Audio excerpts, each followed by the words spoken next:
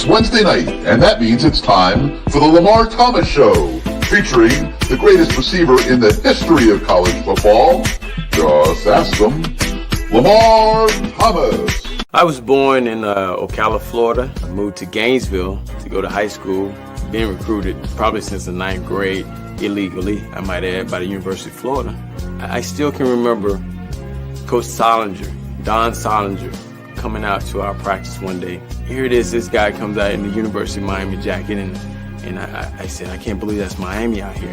And, you know, I wanted to go up and say, hey, I'm Lamar Thomas. And actually, I did walk up to him and I said, hey, Coach, I'm Lamar Thomas. And he said, I know. And that was the start of my relationships with the University of Miami. Patton, another good block, and Toretto lays it out.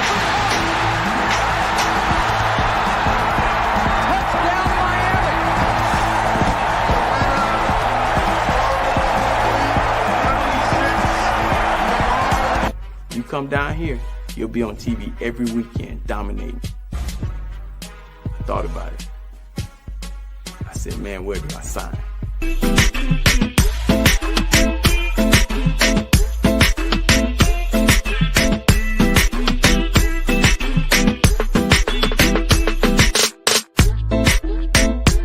My mom, on Saturday mornings, I would wake up and she'd be holding my hand. I thought she was the weirdest lady in the world. But she was holding my hands and she would be rubbing them and saying, one day these hands are gonna make you a lot of money. She was smart.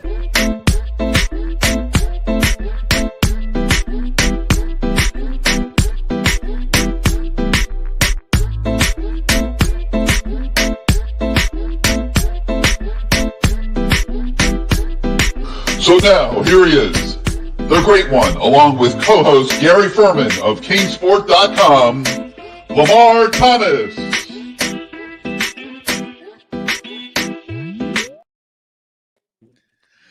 Good evening, LT.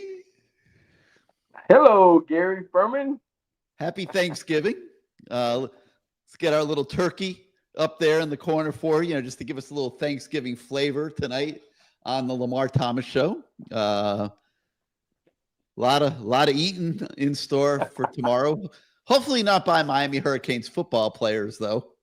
We'll talk about that in a minute, because I remember 2017 when they went up there and had a big Thanksgiving feast the night before a Friday game up there at the hotel in Pittsburgh, and the next day did not go very well. But let's welcome everybody back to the Lamar Thomas Show on a Wednesday night, pre-Thanksgiving LT show. And, the tonight's show, once again, is presented by Caneswear, your ultimate headquarters for all your Miami Hurricanes merchandise needs.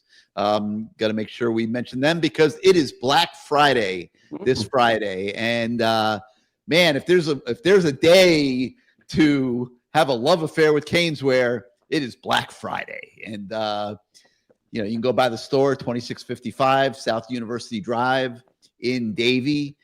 You can visit them at caneswear.com, 24/7, 365. If you can't go to the store, and they have just about everything. I mean, you see the store in the background behind myself and LT. Neither one of us is physically in the store tonight, but that is Caneswear, and we'll show you a little bit more Caneswear later in the show. And usually LT's in the store. Yes. But he's not there tonight because he was a good daddy, and he took his family to Disney World today. How about that? And they look like they're having such a great time. And 3 days, Gary. 3 days. 3 days. You went to Disney three straight days, huh? Disney, Epcot. What was that? Wilderness thing, the adventure. I don't know what it was. Well, we saw a safari, and then we went all over the place. We went everywhere. We did everything. It was fun. It was fun, and we stayed in the Contemporary, where the monorail goes through that. So it was, and obviously we got to see all the characters and see them eat breakfast, all that good stuff. I you know what, I wanted my kids to say, you know what, my old daddy took care of us this time. And did they?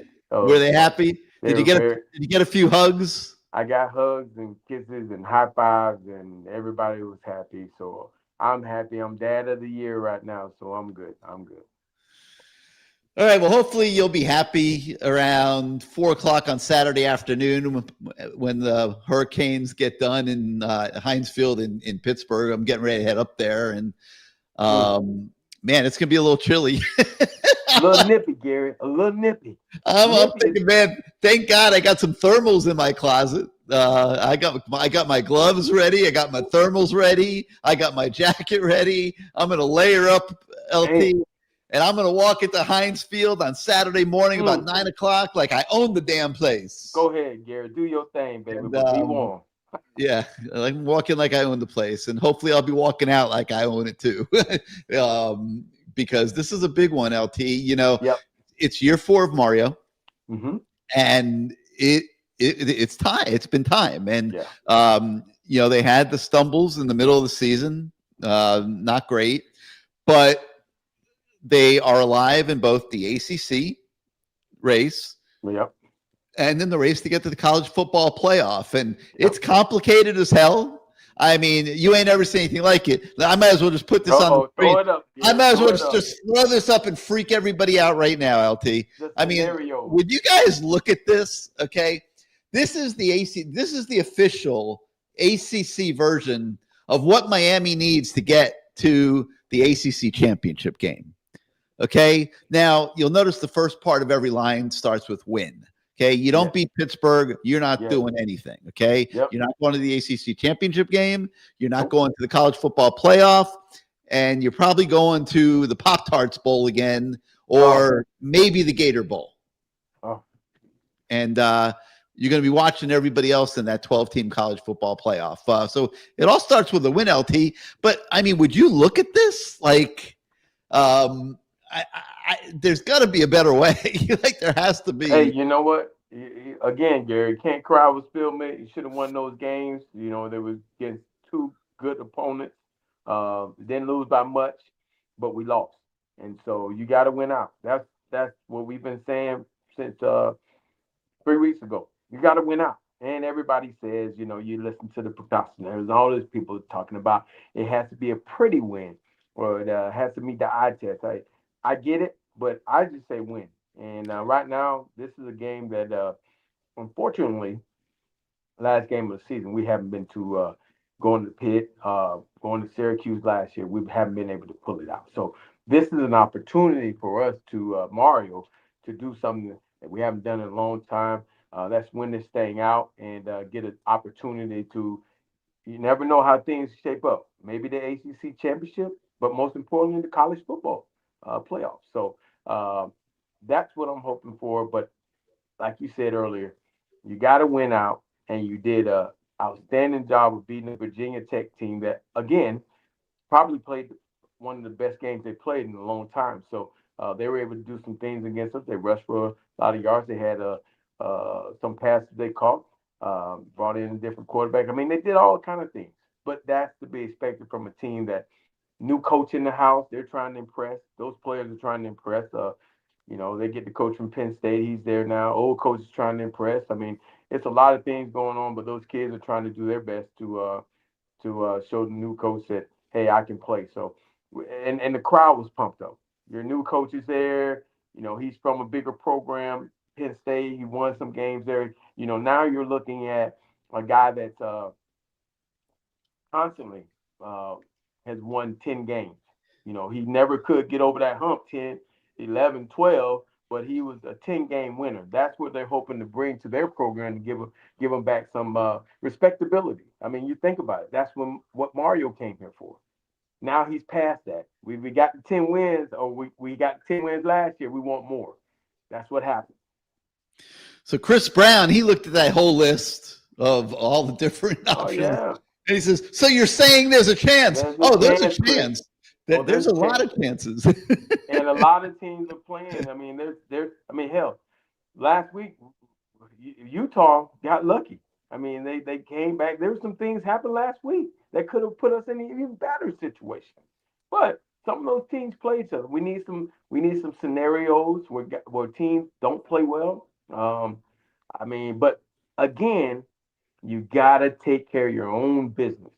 That's the most important. You get caught up in what somebody else's house, inside somebody else's house, and you ain't paying attention to your house. Somebody could be sneaking in your back door.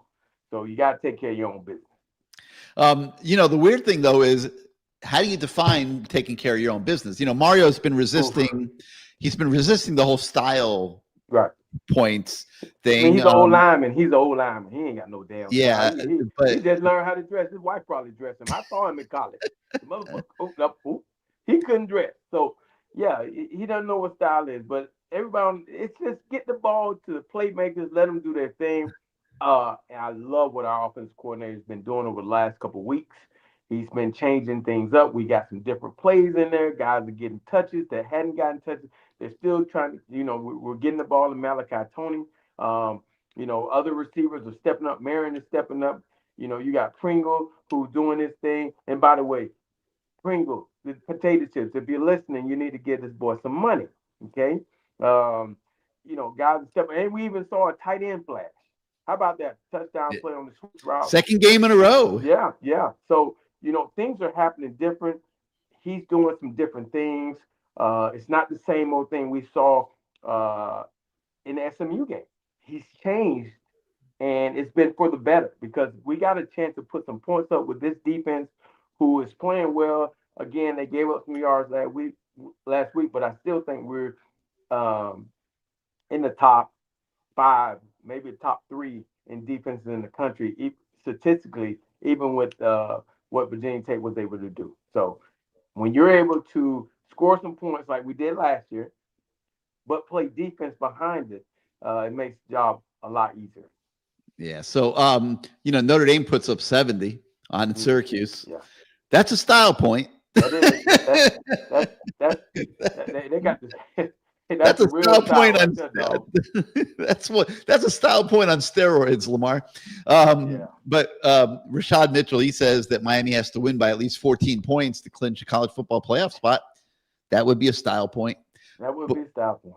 But that's going to be easier said than done this weekend when you factor in all the different things. And we'll talk about the Pitt game later in the show. But there's going to be a lot going on there between the weather, a Pitt team that is playing well, that has found some good young players that are performing for it. They're scoring a ton of points. They're averaging like 36 points a game.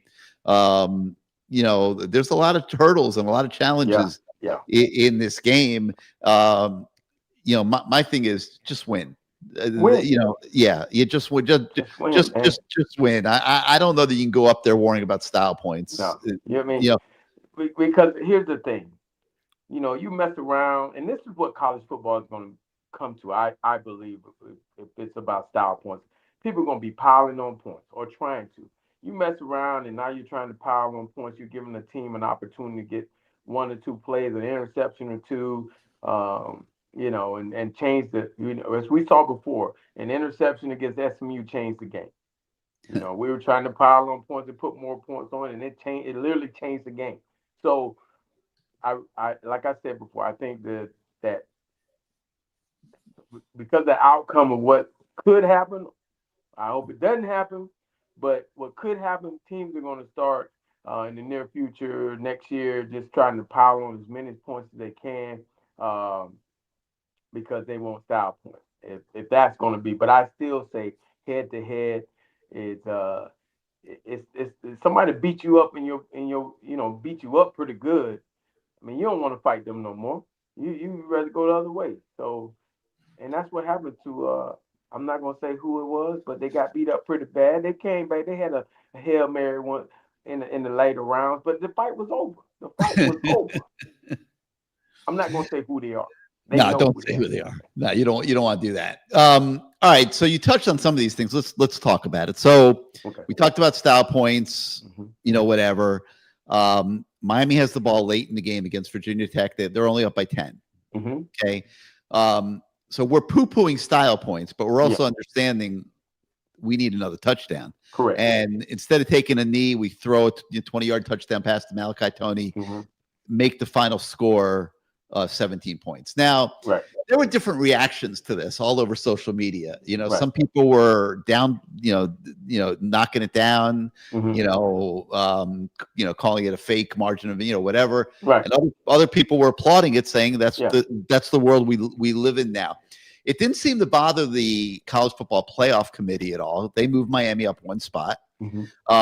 But they didn't move them up two, and they're saving that for this week. And my guess is LT is that they recognize Miami has a challenge this weekend, and anybody that's looking at it objectively, I think we'll see it the same way. I mean, this is a challenging weekend going up to Pittsburgh against a team that's relatively hot. Their Notre Dame game aside. I think they had 5 straight victories at one point before they lost to Notre Dame. Now they just won again. I mean, and you got to go up there and play in 30-degree weather. You got to get yourself going early in the cold because you have a noon game, which is still better, I believe, than a 3:30 game or a night game. A night game would have been really, really bad. Oof. And but I think that the people out there that are watching Miami recognize this is a real test this weekend, and they're just not mailing this in as a W by any stretch of the imagination. I mean, Gary, you look at it. Other than the Notre Dame game, which they Narduzzi pretty much didn't care about supposedly. I mean, they're a team with a freshman quarterback who's been playing pretty decent. You look at Reed, the running back, who's not going to play, as you said earlier. They had a young running back, rush for over 200 yards last week against Georgia Tech. But, I mean, they are playing well. But I think, my opinion is, Miami with our defense, our D-line, and our offensive line. The line of scrimmage should be able to control the ball. And I think that, Narduzzi has always done a good job. I've coached against him when I was at Louisville.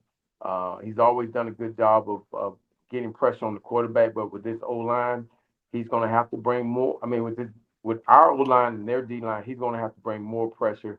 And I think that, Carson Beck should be able to I know he has some happy feet sometimes and gets a little antsy, but on the other side, their quarterback, he doesn't have the experience that Carson has. He also, when he gets a little antsy, throws the ball to the other team. But I think that our O-line will be able to protect better than theirs, and we'll be able to get some turnovers and be able to run the ball effectively. Because, again, we have a grinder in Fletcher. We have Pringle, who's running, and we have Marty. I mean, we could run the ball when we want to. We all year long we've run it up the middle. Now we're running different things, and don't forget about the whole jet sweep package with our outstanding freshman Malachi Tony, because that in itself is a whole package that you got to protect it. You got to understand that if he gets the ball, he can throw it at any point. As he's done this whole year, I think he maybe had one incompletion. And he had a nice pass last week where he hit a guy underneath where the deep throw was taken away, but he was able to compose himself and throw the ball like he was a quarterback, hit a nice strike. But I like where our offensive coordinator, Shannon Dawson, is doing some different things, running the ball outside, running the ball. I mean, it's just it looks like an entirely different offense than it did in the middle of our season. He would argue that. And I know. And he's trying hard to not make people see it that way, but that is the way it is. I'm with you 100%, LT. And but here's my question. Wait, before you say that, Gary, hold that question. And if Dawson, if you keep doing this, man, you might be the head coach at USF, man. I know some people up there, Derek Brooks up there. I can call him up. He's balling out. No, Dawson, come on. Yeah, I mean, I'm a big fan of what he's been doing as well, but I'm also mystified by something that we've been seeing quite a bit. They had 273 yards of offense in the first half. Yeah. Came out with a spectacular game plan. Everything's working. It looked phenomenal. And yet again, and we've seen this many times over the last 12 months, it hit a wall. The wall. 273 yards in the first half. Before that last second pass to Malachi for the 20 yards for a touchdown, only 100 yards in the second half, LT. Now, they only had, I think, it may have been 3 possessions in the second half. 2 of them got blown up by a bad snap, and then the other one got blown up by a holding penalty. Well, wait, Gary. Now let's talk about this. Hold that. Let's talk about the bad snap. And I brought this up to you when we were doing our pre-show talk. Something is maybe it's his cadence or something. We've had pre-snap penalties all year from the O-line, receivers, all kinds of tight ends. Everybody's been doing something, lining up wrong. All kinds of things have been going right. And now we get a snap.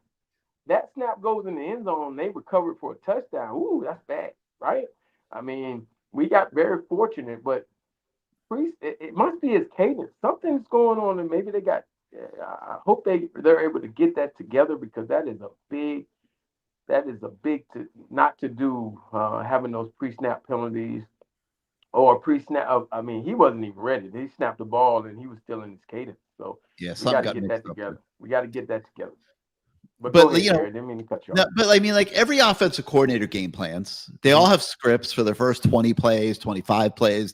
Everybody's got a different number of plays they pre-script, but everybody game plans. They put their plan together. They have their plays lined up. When Shannon Dawson's doing that, it's looking spectacular.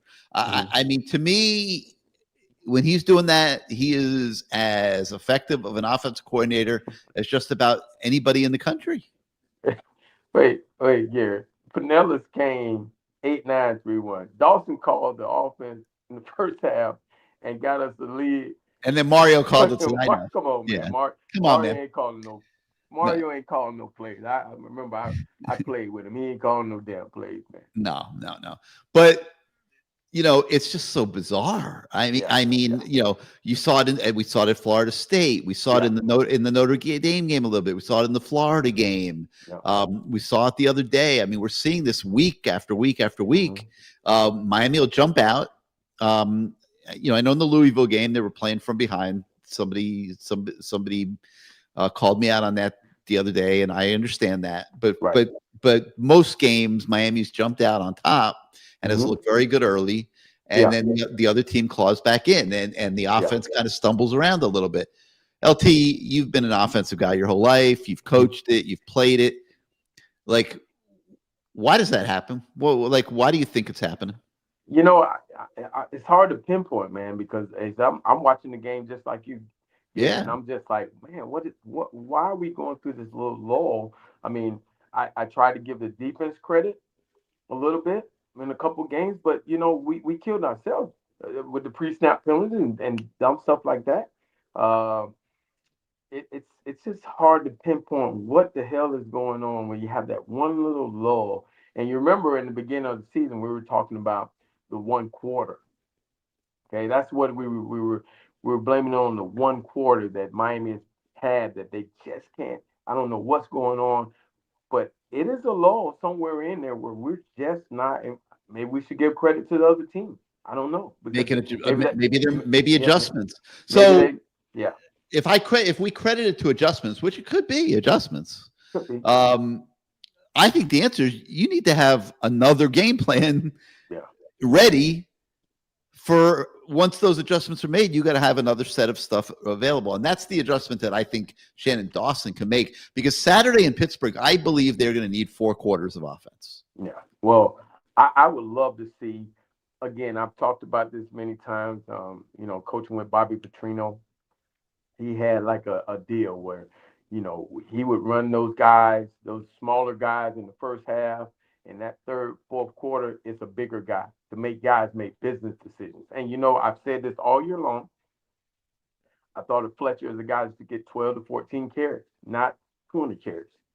Keep him fresh, keep him healthy. Rotate those guys in. I know that some people are going to say, those running backs out there are going to say, oh, well, they got to get the feel of the game. We're talking about keeping the guy healthy, and we're talking about keeping the guy fresh, because as we saw in the beginning of the year, when he wasn't getting the ball when in the beginning he was running hard. He was running. I mean, he was hitting that hole, and he was getting that 1-2 step, and guys were making decisions, trying to dive at his ankles. So now with the emergence of Pringle, with Marty, and somewhere Lyle might be in there too. You got guys that can give you that, and then run that guy in the fourth quarter. Make guys say, you know what? I don't know if I want to tackle this big guy. I don't, and then bring Pringle back in, or bring one of those other guys to run by. And I think it's a great luxury. So it was interesting, and I hear you when you talk about the running game and how effective it's been all year. Okay, Saturday at Virginia Tech, it wasn't that effective, LT. Yeah. 30 carries, 83 yards. That Yeah. is very substandard for Miami. Mark Fletcher had 6 carries in the game for 19 yards. But you know what happened though? Those two jokers, Pringle and Fletcher, were able to catch passes for touchdowns. You know what I'm saying? So yeah, the running game might not have been working, but we also saw a little added wrinkle in this whole thing. How many times have we seen the ball thrown to running backs? Not a lot. We haven't seen, maybe last year, but not this year. So yeah, we've seen it, but not a lot. Yeah, he's evolving as a play caller. He sees that, and yeah, the running game wasn't working like it should have been, or what we thought it would have been. But he was able to throw the ball to those guys and make. I mean, that was a hell of a catch by Pringle. That was I thought that Carson Beck almost screwed up throwing the ball to Fletcher. I thought he was open earlier, and he almost screwed it up, but he got it to him. And one time they had Malachi Tony lined up, he was motioning across, went to the backfield and snuck out on the 3rd and 7, where if Beck hits him, he's going to get a first down. So, it's I got to give it to Dawson, man. He's calling some plays. He's doing a lot better personally than he was doing in the middle of the year. I think it got to a little low. That SMU game, man, that game plan, maybe it was as you do your scouting, you thought that you could run the ball effectively against them down their throat. Well, guess what? The other team is scouting too. And they decided, you're not going to run the ball on us. And they took it away from us. Yeah, I think, and I totally agree with everything you're saying. I've been very impressed with what we're seeing from Shannon Dawson. Other than the fact that it's not sustaining itself for the full game, and that's going to be, to me, a big key on Saturday, because Pitt averages something like 36 points a game, and there's the likelihood that you're going to have to score in the mid-30s to win this game in cold weather, and that's asking a lot, and you're going to need some stuff. Yes. You're going to need some stuff to get through this, in my opinion. And I hope that it plays out that way, and that the Miami offense rises to the occasion and does have a complete 4 quarters in them, because I'm not sure that there have been many games this year that we've seen that. We haven't. I mean, we just haven't. I mean, we're here talking about reality, and we haven't. The good thing is we have a defense, and I can put that pressure on that defense. I think Corey and that defensive staff, has done a great job. I think, again, I said it last week, I think the biggest addition was Lewis, Damon Lewis, on the D line. And so I think that he brings an added, been there, done that at the highest level, helping Corey, obviously JT. But I think that defense is the difference. I don't see you putting up 30-some points. I might be wrong, but I don't think I am. I don't see them putting up 30-some points against. This is not an SMU offense. They got a freshman quarterback back there that holds the ball too long. When you get a little pressure on him, he gets antsy. We saw him throw some picks. I've seen him throw some picks this year. They've been like, whoop. Without Reed, who's very explosive, a guy you throw the ball to screens and he can take it all the way. Now you got another guy, a younger guy in there, but he's not Reed. So with that being said, I think our defense should be able to win the line of scrimmage. And those guys are playing well. Moulton, Lightfoot, Blunt, Mesidor, and that guy, Bain, who we need to talk about. I heard something you said. We're going to get on that, Gary. All right. But first, let me ask you about this. And I'm not here trying to rain on parades. This is reality, okay? Yes. Virginia Tech rushed for over 200 yards last week. The final number was 194, but that was with the quarterback taking 31 yards in losses. Yes.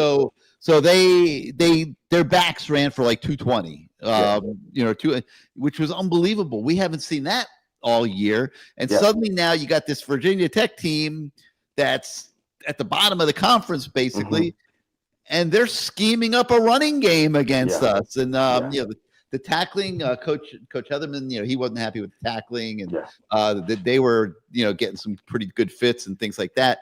But it's just crazy how every week seems to bring some kind of new drama. It's like there's no tranquility.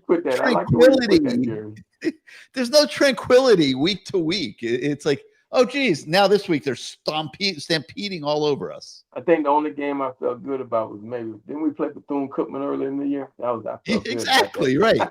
And then they had one or two plays that made you go, that, Yeah, and in the press conferences this week, I asked the coordinators, I'm like, it seems like this has been a real grind this year getting through these games. And, people are knocking the ACC all over the place. The ACC sucks. The ACC sucks. Our own fans want to leave the ACC. They think we want to go to the Big Ten and SEC. But it's year after year after year.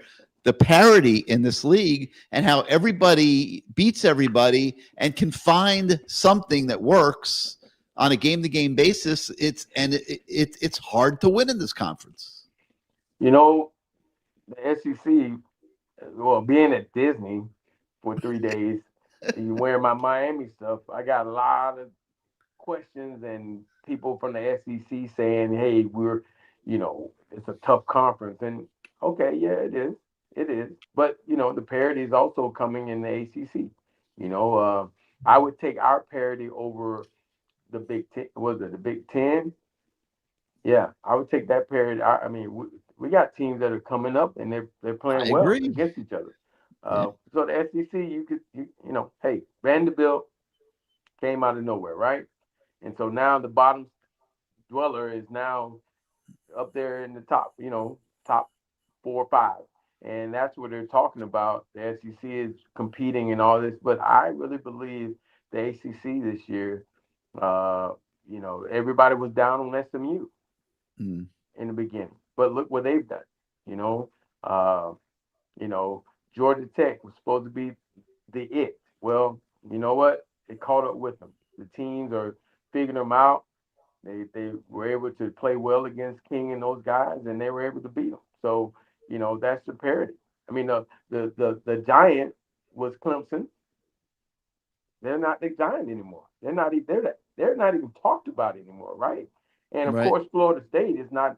I mean, we don't even know what the hell they are. So, I mean, it is some parity in it. Those are the bottom dwellers right now. So, teams are making their mark. They're playing well right now, and I think good coaches. We've had some good coaches and some really good players. People are buying the players in the ACC that just like they are in the SEC. Yeah. So the other subjects you just brought up, might as well just throw this in here right now. So, I think the key to winning this game is the line of scrimmage. LT. I think our defensive line has to take control of this game. Yep. They have to not allow Pitt to run the ball, and then they got to get after this quarterback. Okay. And obviously Ruben Bain's a big part of that. Okay. So we were talking about Ruben Bain on our CaneSport live show, and I'm always honest. Okay. And this is what I see. Okay. And I understand that giving this opinion, it ruffles some feathers. Like, my memory is, if you mention Ruben Bain to me, let's say you're playing word association with me, I think back to the Florida State game. Okay. When he went like 75 reps that night. Right. And he was, I don't know, exhausted, angry, he was tired. What, you said tired, right? Out of gas. He was out of gas. Yeah. Yeah. I mean, it was way too many reps. But like, he, to me, the first part of the season, everybody was calling him the best player. They were talking about him as a Heisman candidate. You're not hearing them talk about him as a Heisman candidate anymore. They were talking about him as, one of the best defensive players in the country. They just put out the list for the college football awards. He's not nominated for anything. Mm-hmm. And ever since that night at Florida State, I don't feel, for whatever reason, that he has been the same player. And Right. people want to make excuses. Oh, they're double teaming him. They're this, that. I mean, I'm looking at the other side. I think Mesidor's got 7 sacks. Ruben Bain's got 3. And I don't know what's happened with Ruben Bain. And I don't know if it's self-preservation because he maybe made his rep, put it on tape. And now, you're sitting there staring at a $30 million first-round draft pick in April, and, you don't want to break down your body. Like, I get it totally if that's the case, if that's the situation. I'm not saying it is. I'm not saying it is. I'm just saying, like, I don't feel I'm watching the same Ruben Bain. Okay, and somebody can tell me why, because I don't have the answer why, but I don't feel I'm watching that same guy. LT, am I crazy?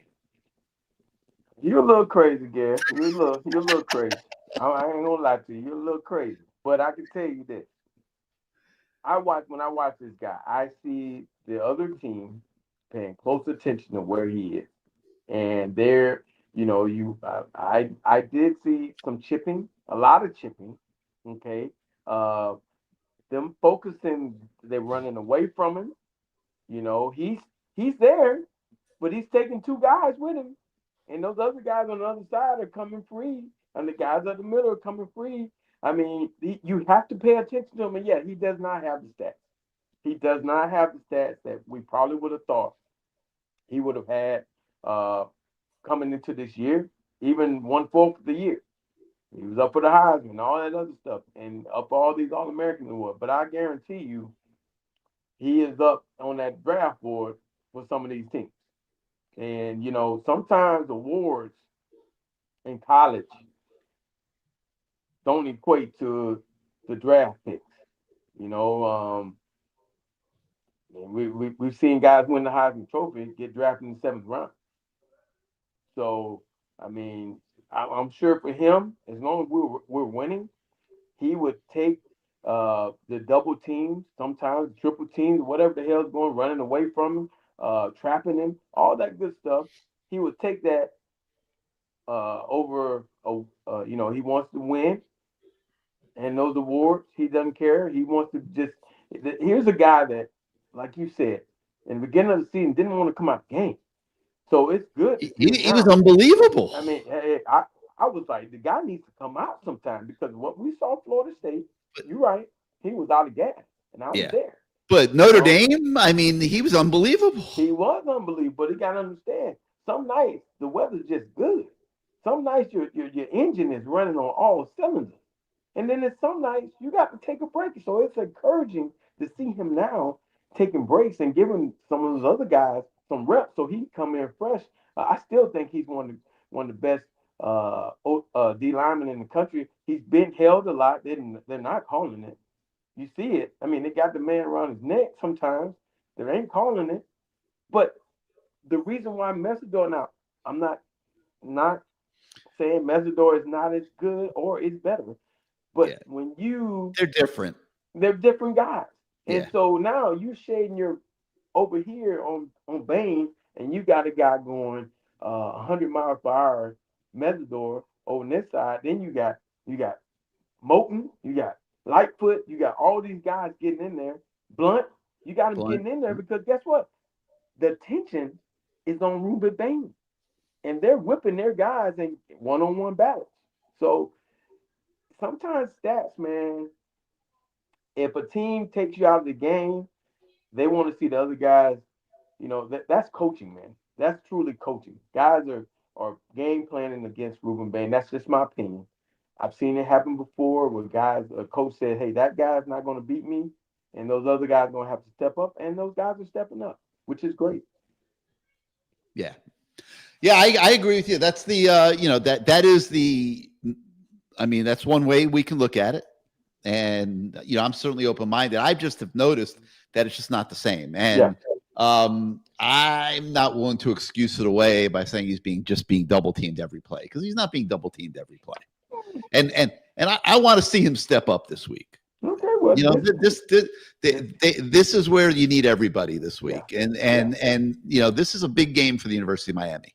Yes. Okay, finishing 10-2 with those two disappointments in the middle of the season is a big deal, as opposed to 9-3 and being out of everything, and limping to the Pop-Tarts Bowler game. I feel the same way. I hate to talk about that. And I know how much these guys put into this, and I know how much this means this weekend.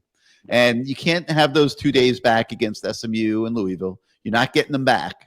And you might win Saturday and still not get into the, we showed you the ACC situation, the college football playoff situation is complicated. You might win and not get in. But they need everybody, this weekend, for sure. I believe. And, we'll see what happens. All right. So, not to change the subject, but there are some other elephants in the room as we wait for Ahmmon Richards to come up. This whole cold weather in Pittsburgh issue. Okay. Yes. We got an infiltrator on our show tonight. Right. He is celebrating what the weather is going to be up in Pittsburgh. Okay. Saturday. The Canes haven't played a true cold weather game since when? This is no small task. It's not 30 and sunny. It's 30 and gloomy. And it's going to be 30 and gloomy up there on Saturday. LT, you probably played, I don't know, several hundred. I played at Pitt. Yeah. I played at Pitt with that guy that's on TV that talks like he was a great player. Number 7, he was a safety.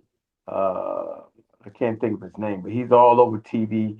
I can't think of his name, but he was a safety, and he's actually does Monday Night Football or something like that.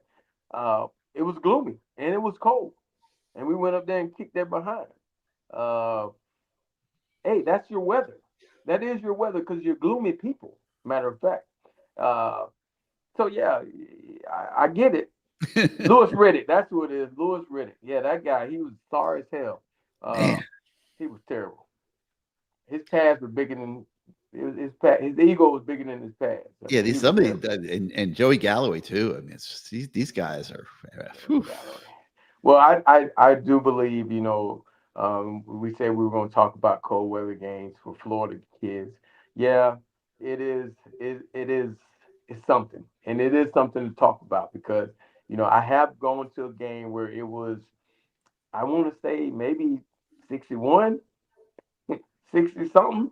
And we had on every cold weather gear in the book. And we look at Boston College, and they're out there with no sleeves on, so there is something about us playing there. But I believe this team, with everything that has at stake, and for the offense that we have run before, and with the offense that we have now, I think it's going to be betterment for us. And with our defense playing well, we should be fine. How do you deal with cold weather? Do you just run the ball? Do you try to? Well, you got to throw it at some point. You have to throw it at some point. But yeah, you want it. You hope that your offensive line can dominate their defensive line, and when they do stack the box, you're able to complete some passes. I mean, we've done a great job all year completing passes to. For sure, with 90 attempts with no drops. Malachi Tony. I mean, he's the best freshman that we've seen since Ahmmon Richards. I mean, to be honest with you, those two guys were the greatest freshmen I've seen play at the University of Miami. And I mean, you find ways to get those guys the ball with the jet sweep and stuff like that. But our offense is set up to run the ball like we have done this year. I mean, wouldn't it be great? Because we're running the ball just like we did, we're throwing the ball now. But because of that, we're able to run the ball, because now they have to figure out ways to stop the passing game. And the wide open offense that we have that coach, our offensive coordinator, has thrown in there now. I mean, now you have a lot of stuff to try to prepare for. How let's look at it from the receiver standpoint. Okay. What was the coldest game you ever played in your career? Probably a Green Bay game or when you were with the Bucks, you went to Green Bay? Yeah. In the cold? Yeah, cold weather. So that was probably what, about 0 degrees? It was under 30. Yeah. And I did, my butt was nice and warm on that heated bench for a little bit. But also the Broncos went out there in the playoff game. It was cold, caught some passes. But in college, we were very fortunate at the University of Miami. I mean, we went to, again, I talked about the Boston College game where we thought it was cold. They didn't. Syracuse, because it was indoors, it wasn't cold. But we were fortunate enough to have, I can't think of not too many games that we had at the University of Miami during that time period where we had cold weather. Cotton Bowl, it was cold out there, as you remember. That week it was unbelievably cold, but you saw what we were able to do in the Cotton Bowl itself. So it just depends on your team. I mean, you got to have one of the viewers said, you got to be laser focused, man. That cold weather, yeah, it's cold, but you're still a good football team that should be able to beat an okay team. That's what I look at. Now, the gusts up to 22 miles per hour. Okay. He's our resident weatherman tonight. I mean, he's praying for those gusts, Lamar. What else, Pittsburgh Panthero, or whatever your name, but they got hookers up there. Pittsburgh Panthero. They got hookers up there too. What else you gonna throw in there, man? Good Lord. And here's the thing too, people haven't talked about, our field goal kicker's been playing very well this year. I didn't even know who he was in the beginning, but I mean, he kicked a game winner, pretty much a game winner against Notre Dame, and he's played pretty good this year. He's done a lot of good things for us, so it's going to be interesting to see how this, with the 22 mile per hour, that just means your freshman quarterback ain't going to be able to throw it out there. So, I mean, it might be bad for us, but it's going to be worse for you. So how did it affect you? You walk into a 20-degree stadium, yeah, a 10-degree stadium. You're a Florida guy. Yeah. How did it affect you? Well, I mean, for me personally, it was cold. I ain't gonna lie, it was cold. We thought it was cold, but the team itself, once those pads start popping and things like that, you gotta figure it out. It's man, whether it's conditions as far as the field, you got to figure it out. I mean, but that's you're a better team. We do practice in Florida and we do have great conditions all year long. You go on the road, you got to figure it out, and that's what we kind of did, because when the few games we did have in cold weather, we just figured it out. You walk out there, yeah, everybody's cold, but once those pads start popping, you just figure it out. I mean, I remember going to Michigan State. It seemed like a beautiful day to me, and it was kind of chilly because we had on sleeves. Missouri, places like that. It was kind of chilly, but did you wear gloves? You wore gloves back when you played. Yeah. How much did that help in the cold weather? The gloves. As long as it wasn't wet. I wore gloves when it wasn't wet. It was just cold. Because remember, the gloves aren't what they are now. The gloves we had were kind of the Newmans and things like that. They didn't have the same.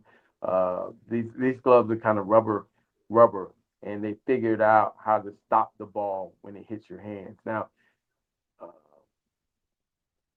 I've coached in the cold at Kentucky and at Louisville, and guys still use those gloves. So it doesn't matter. It actually helps you out a little bit. As long as it's not too wet, then guys take the gloves off.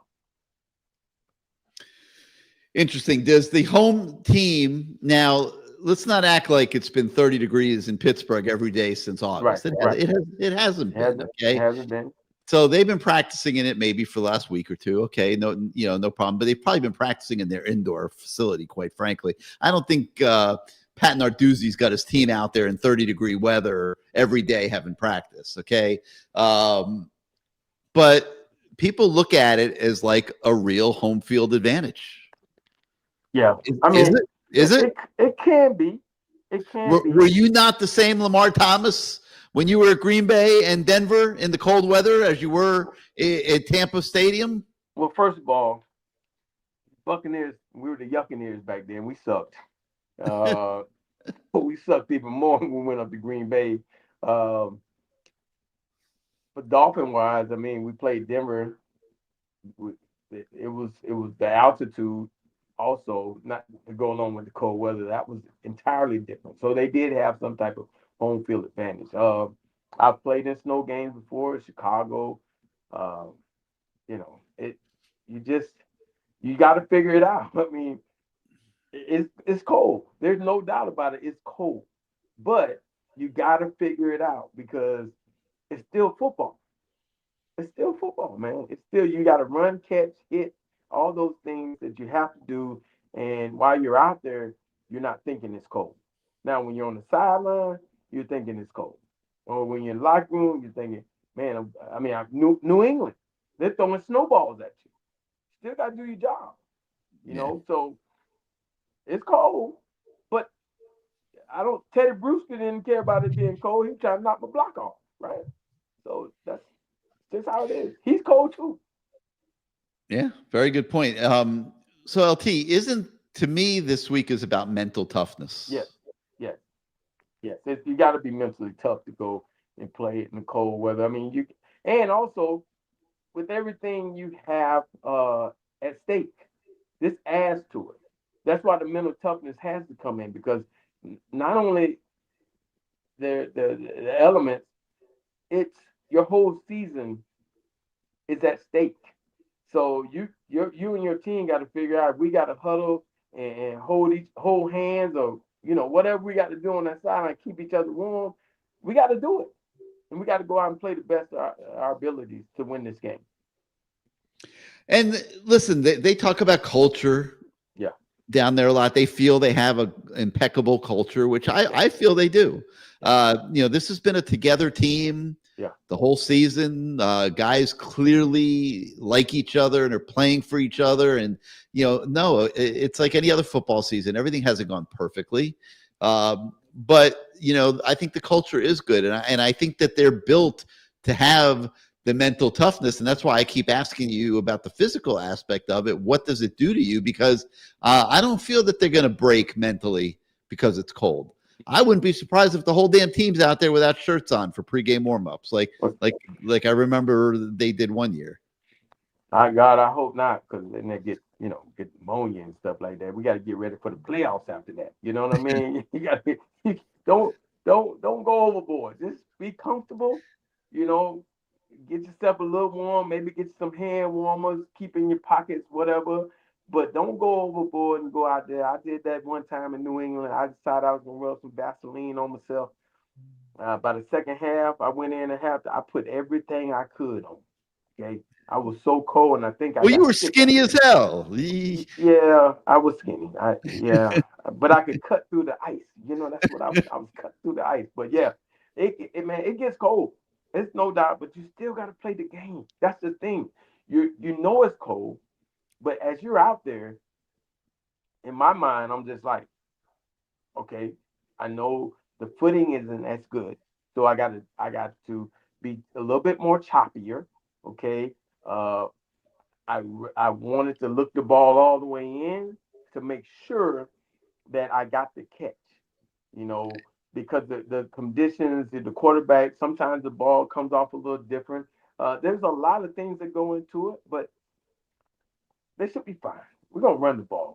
I see Fletcher doing some good things. I see old Pringle. I'm telling you, Pringle, he's gonna keep doing this thing, and he's gonna get a Pringle NIL. They just got to give him a hole, man. And Marty. Just give him a hole. All right, we're gonna be joined in a second here by Ahmmon Richards. But first, let's hear from our friends at CaneSport. Welcome to CaneSport. New store, new items, same great experience. Family owned and operated since 2010, CaneSport has the latest merchandise from the Miami Hurricanes, Miami Dolphins, Florida Panthers, Inter Miami CF, and more. Come visit us at our store in Davie on University Drive, just south of 595, or online at caneswear.com. CaneSport, the spot Miami fans shop. Yes, sir. Black Friday, Cyber Monday, the shopping weekend of the year is here. And that means it is time to go to CaneSport, Lamar. Man, they got everything you could possibly want. If you need stocking stuffers, you need gifts for your significant others, your kids, Stickers, cups, whatever. stickers, polos, jerseys, dogs.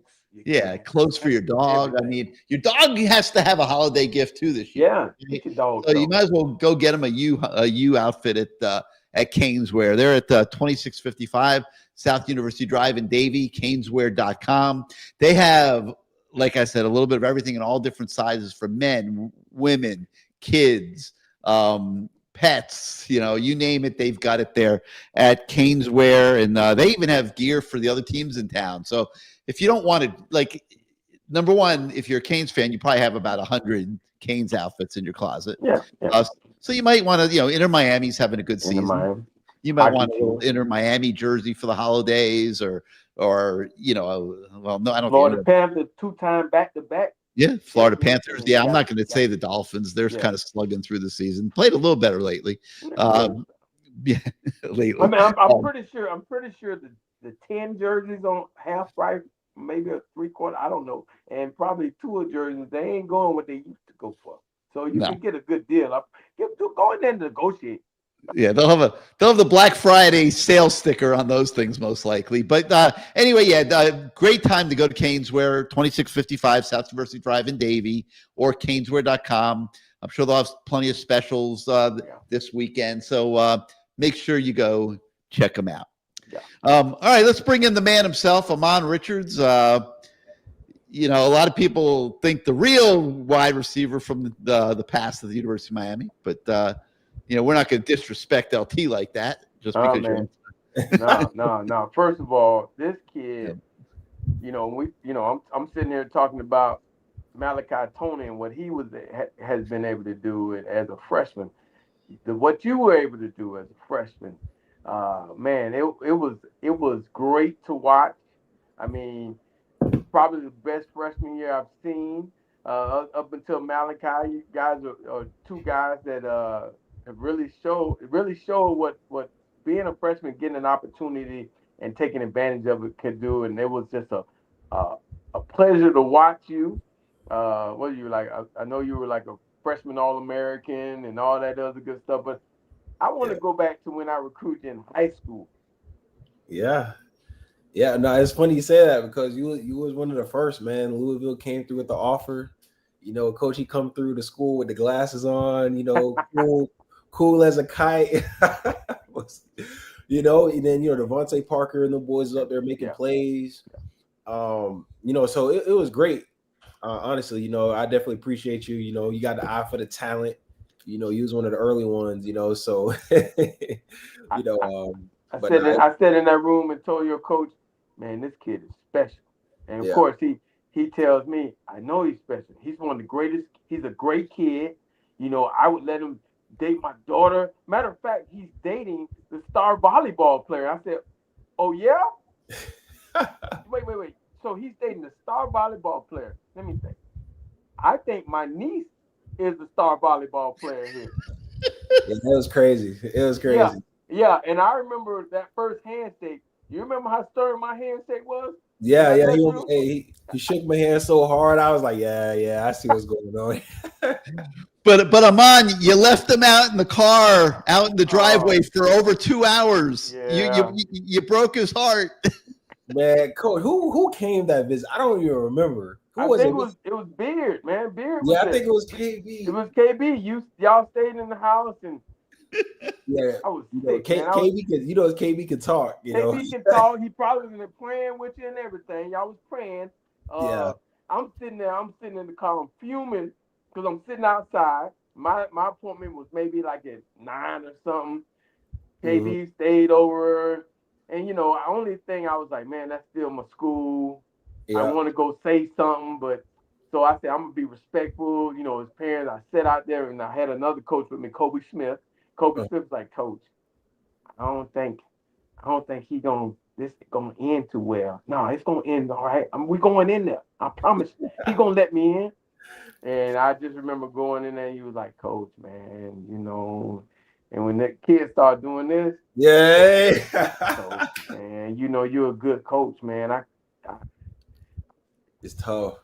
No, man, that recruiting stuff is tough, man, because I really don't. I mean, obviously there's a right or a wrong, but I feel like when you feel like you can really play or whatever, it makes it harder. Where I'm like, man, I could really go to Louisville and play. I like coach. Everything's set up the right way. They got guys. Devontae Smith hooping is there. So it's what you really base it off of. And then when I'm just thinking about all the factors, just closer to home and school. I love the University of Miami growing up and stuff like that. It just when you put it like that, I was like. Yeah, man, I'm gonna have to stay home. Saban them told him. I think I texted Mario them. I was like, "Yeah, coach, I'm going to Miami, man." And but at the end of the day, it's funny because we're all Miami guys. So it kind of worked out. But and that was the whole thing. I was like, if I'm a losing, I remember calling Coach Abel and I said, I think he's gonna go to Miami, but I appreciate everything you did. He was very upfront with me about a lot of stuff. What a great coach you had, Coach Abel. Very, very good, outstanding coach. A lot of coaches be about that BS, but he was a good dude. He always was upfront with me about everything, and he appreciated me coming in early, saying I really like this kid. And so you had a great thing going with your high school coach. At Wellington, you did a great job. Yes, sir. And I appreciate that. Yeah, it's funny. He came in his first year, and I was like a freshman, and learning my way. I was on varsity. I really played defense. Then sophomore year, we started throwing the ball a little bit more. Got out of running wing tee. The wing tee stuff. And that junior year, after I went to those camps, I went to Tennessee camp and UF camp, and I'm going against Trayvon Mullen, Malik Young, the top guys, and I'm going crazy. So then I'm my junior year, I'm there's nobody in Palm Beach County that can guard me. If the top corners in the class can't, why would the kid locally be able to? So once that confidence shot through the roof that junior year, 40-some catches, 23 touchdowns. I just was from that point, it was no looking back. And then I just got faster, went to training and really trying to improve my game. And then senior year just had a good year. And then obviously we saw, freshman year when I got to Miami, just kind of just mentally just trying to be ready. Just waiting for my moment. And it happened. From that, it was just no looking back. I kind of went too far where there was no turning around. Right? It was I'm here now. So let's do it. Why not? And your high school film, man, was amazing. You ran away from people. You jumped over people. That high school film rivaled. Some of the best receivers to play the game. That's why I fell in love with it. I was just like, man, this kid is gonna be a star.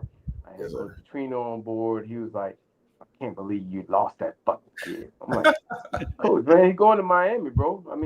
What I'm supposed to do? Coach, he's going to a better program. Yeah. No, I my heart was always with Miami. I thought about going to Alabama, secondly. But just growing up, watching the Canes, especially them going through the smoke. I'm seeing Devin Hester and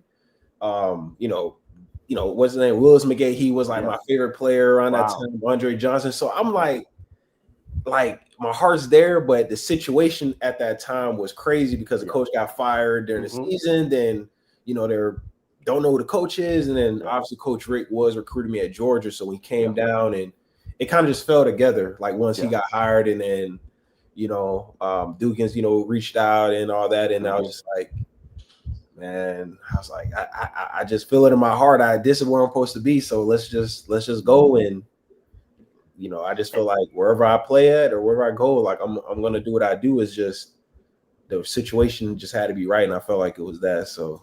And for me, it was hard too because in a way, I couldn't dirty Mac my own team. You know what I mean? Mhm. It's hard. You know, Yeah. here it is. I'm wearing the ring. I'm coming down with my Miami jewelry on now. You know, I'm gonna have Yeah. my natties on, and it's hard to dirty Mac your team where you played. So it was the only thing I could take of it. It was like, okay, well, at least he's going to Miami. At Yeah. least the program will be good. So I kind of just left it alone, and just Yeah. slapped my way out of it. Now I got again, Coach Petrino, he got on me pretty good. You probably let him go to Miami. I didn't I let the definitely man go. did it. That's where his heart was at, Coach. I mean, what I'm supposed to do? That's the Yeah, kid supposed to go to you, Miami.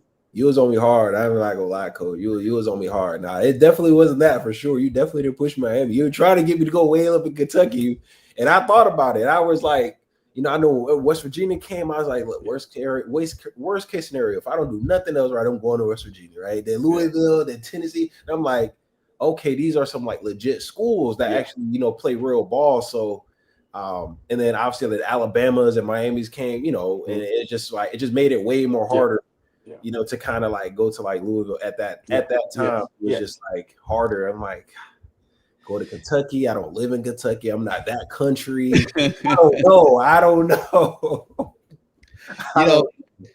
Ahmmon, I don't know if you remember this, but I actually had the honor of covering your signing.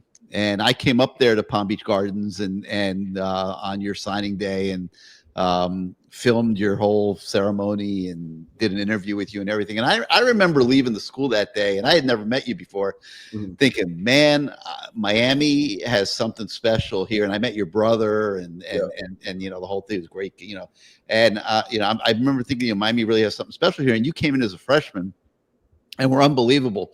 And then you had adversity. But the thing that's impressed me the most is how you've handled that adversity. I mean, you were an unbelievable football player. And to have that taken away from you at 18 years old is just something that had to be the hardest thing in the world to deal with. And you never, the smile I've never seen you not smiling. You went and you turned yourself into a businessman. And you're doing a lot of different things, and you can talk about that. And I just got to tell you, and I'm not saying this because you're on this show, I am as impressed by you.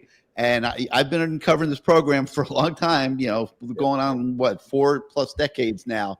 I am as impressed by you as all the great players that came through Miami because of how you handled what you had to handle when everything happened. And I just want to congratulate you for that. Seriously. Yes, sir. Nah, man, I really appreciate that, man. Cause when I really think back on it, it was definitely like a tough time. And it's like one of those like crazy situations where you never believe what happened, like I always in my mind was like, I'm going to the NFL, Like I never thought anything else.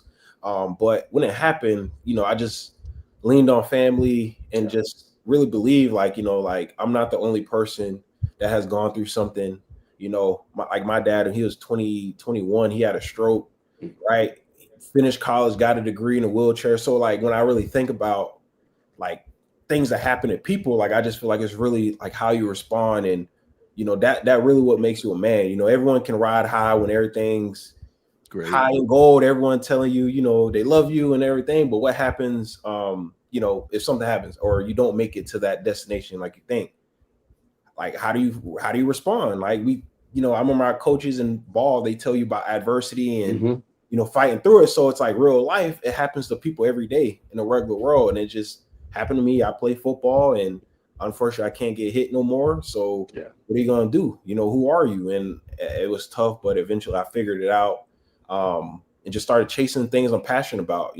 Talking Canes football is like what I'm passionate about. Being around the sport, what I'm passionate about. We started the company College Hunks, a franchise here in Miami, just hustling and grinding, like, just doing what you're, passionate about. So that's kind of what helped. Obviously, that void of just like not walking across that stage on draft night is there. It'll never go. But how I can think about it is like, man, like watching all these other kids like live their dreams and be happy, like seeing like Malachi Tony, like going crazy, making plays. Like I just know the feeling of it. and I know like it makes him feel great, his family great, he's gonna take care of him. So like just watching all these other kids like live their dreams every day, like it honestly still makes me happy. Like I watch the games, I'm cheering, I'm happy as if I'm acting like I'm about to go out there and play. Honestly, like I'm tuned in at kickoff all the way to the final snap. So, just being around the game, just staying in tune. And I think some people like they try to like if they don't make it to the NFL or whatever the case may be, they kind of like stop watching it. They try to disassociate. They don't want to hear about it. I feel like sometimes you just got to dive in it, man. End of the day, if you really love the game, you're passionate about it, like that should never change. And I feel like that's the things that just kind of helped me just leaning into like, okay, like, yeah, now you're watching and supporting, you're a fan now or alumni, whatever you want to call it, like lean into it. Like, it's okay. Like, I can't go back and change the past. I can't go back to 2016, 2017 and play, and neither can Tom Brady. He can't go back to his first Super Bowl either. Everyone got to adapt into this new phase. So that's kind of just how I've seen it. And I just been, hustling, just trying to be as great, off the field, now just do whatever I can, college hunks or media, podcasting, whatever. Like I'm hustling, grinding, just trying to do what I love. Well, I can tell you this, man. My son was at the game and I said, you know who that is right there? He's like, I said, that guy, the greatest freshman receiver I've ever seen in my freaking life. And let's talk about that freshman year, man. We see Malachi doing his thing. During that freshman year, did you ever stop and go, dang, I'm balling now? I mean, because it's a longer season. People don't realize when you make that jump from high school to college, like maybe 3/4 of the season or maybe a half of the season, you're like, damn, we still got games to go. Well, when in high school, you were done.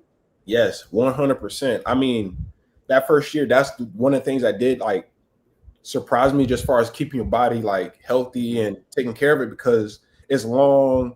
Yes. I mean, even if you play an FAU, the hits you take, like, people don't understand, like, they're hitting out there, like, it hurts, So I remember getting to, like, was it Pitt? I think Pitt, the game, I went crazy. It was like Pitt game, and it was like a 3 Pitt, like Virginia. It was like the kind of towards the back end, and I was going for like 100 yards, but like I was tired though. I was like, man, we still got like 3 more games left, and then if we get bowl eligible because we started chasing that, we're like we get bowl eligible, then that's another game. So, man, I would say that was like the difficult part. A lot of freshmen don't realize how long. And physically like imposing the game is. That's why a lot of guys start off hot and then they kind of fall off towards the end because their body's just it's not fresh or nicked up. Your ankle is hurting. You got a rib contusion because you got hit by a linebacker the previous week. So all that stuff starts to catch up to you. So that's why I've always said for me playing freshman. People say about playing freshman. I said, man, you just don't know who's gonna show up. Yeah. Because they're going to be up and they're going to be down. They're going to be up. They're going to be down. I mean, it is. And for you to have such a great freshman year, what was it? What did you do to, I mean, like Malachi? Like I kept saying early in the season, I said, well, I mean, I know he's doing well, but he's still a freshman. What were you able to do to mentally stay intact? Man, I honestly, it was more mental for me than anything because like I had the turf toe going in, then FAU, I got hit in the ribs. I had to wear like a rib cage, but mentally it was where I think was really what separated me. Because in my mind, like I told myself like there's no one better. Like in my mind, I would never say it. Right. I really in my mind believed that. So I just felt like every time I lined up, I'm like, bro, this is 1-on-1. Like high school, there's 2-3 dudes guarding you. You know what I'm saying? Now you got one person, like one can't stop me. So that was my mentality. Honestly, like I just feel like when you really believe in something or you are something, you can really do that. So I just believe that I'm the guy. So I just, played like it. But the other part that really did give me an advantage was studying my plays. There you go. when I'm talking about like when you really study film, you learn how to watch film. As the games got played, I started like learning like how like what to look for indicators if they're about to blitz because the safety's cheating over on the hash. Like I'm really learning the game within the game. Right. Once I figured that part out, Did the game slow down? Slow down. I was able to understand like, okay, they're in zero man. Like for example, the bowl game, the last game of the season, I knew they were going to go all out blitz, and it was going to be me in the corner. And the only thing I had to do was make the corner miss.